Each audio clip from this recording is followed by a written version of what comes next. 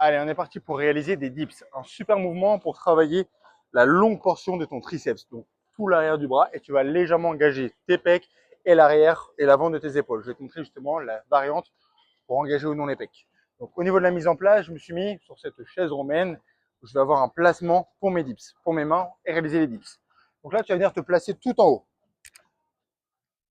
Je te conseille de mettre plutôt les mains vers l'intérieur. Ça te permet d'avoir une prise serrée plutôt qu'à l'extérieur où tu vas légèrement avoir les coudes qui partent vers l'intérieur.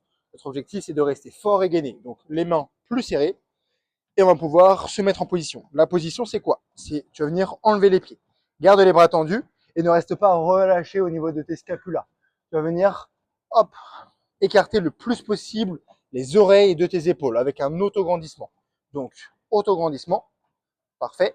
Le haut du dos légèrement arrondi, je monte légèrement mes fessiers pour engager ma sangle abdominale. Et là, je suis prêt à faire le mouvement. En gardant les oreilles éloignées de mes épaules, je viens fléchir les coudes à 90 degrés et je repousse. J'inspire, je contrôle et je souffle. Contrôle la descente, à 90 degrés, je descends et je remonte. L'erreur à ne pas faire, je te l'ai montré tout à l'heure, c'est de s'écraser complètement et de remonter. Non, on veut un autograndissement, on veut du gainage et du contrôle. Ok, si tu sens que ça devient trop dur à un moment donné, n'hésite pas à faire appel à ces petites supports qui vont te permettre de décharger. Plus tu vas charger, plus ça va te délester d'une partie de ton poids de corps.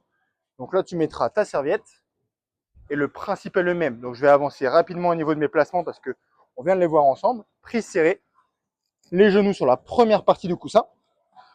On écarte, on contrôle la descente à 90 et on remonte. Tu vois que mon mouvement est le même.